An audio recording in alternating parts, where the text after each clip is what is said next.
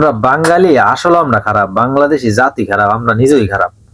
যেন যায় নিজের দেশ মনে কইরা দেখছেন উপরে ঝগড়া লাগিয়া কি অবস্থা, একটা লোকের ঝগড়া লাগিয়া গতকালকে ঘটনা মালি সিটি, একটা লোকের ঝগড়া লাগিয়া রক্ত বার করে লেছে।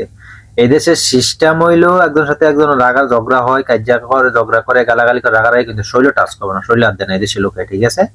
আমরা বাঙালি নিজের দেশ মনে করে যেখানে যাই এখানে ক্ষতি করি আমরা, এই আর কি। আর কয়েকটা নতুন লোক আছে এদিকে, পোলাপাইন আছে, বাচ্চা পোলাপাইন মালদ্বীপ ইতানে বাইরে চলাফেরা দেখলে বাপ দেখলে মনে হয় যে হ্যাঁ ওই পুরান আমরা নতুন, মনে হয় গোসগার সঙ্গে ফাঁসি দিই, এক যুগ মালদি কাটাই দিছে, বুঝছেন? চলাফেরা দেখলে এই আর কি মূল ঘটনা। আর ওই যে একটা একটা ঝগড়া করছে এদেশের লোক হচ্ছে হামাবি, হামাবি মানে কইছে যে তুই একটা একটা সম্মান সমান হিসেবে আবার কাজে বন্ধ, তোর কাজে লাগিস না, এই দেশের লোক কাজের ঝগড়ার বয় ফেরা, এই আর কি।